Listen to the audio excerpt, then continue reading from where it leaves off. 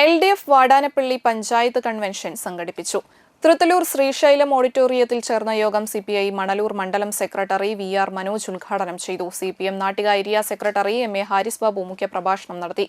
അഷറഫ് വലിയകത്ത് അധ്യക്ഷത വഹിച്ചു. KA Vishwambharan, KC Prasad, PI Sajitha, Suresh മഠത്തിൽ, VA ഷാജുദ്ദീൻ എന്നിവർ സംസാരിച്ചു.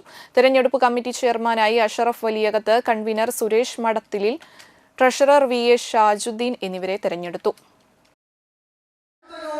കേരളത്തിന് അവകാശപ്പെട്ട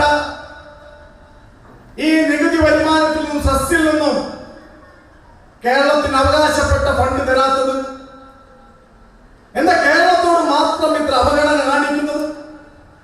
കേരളത്തിൽ ഇടതുപക്ഷ ജനാധിപത്യ മുന്നണിയുടെ ഗവൺമെന്റാണ് കേരള സംസ്ഥാനം ഭരിക്കുന്നത് എന്നുള്ളത് കൊണ്ടാണ് ഇത്തരത്തിൽ നമ്മളോട് കാണിക്കുന്ന അനീതി കേന്ദ്ര ഗവൺമെന്റ്. ഈ കേന്ദ്ര ഗവൺമെന്റ് നമുക്ക് തരാനുള്ള കോടികൾ എത്രയാ?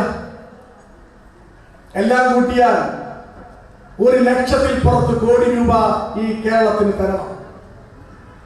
എന്തുകൊണ്ടാണ് തരുന്നില്ല?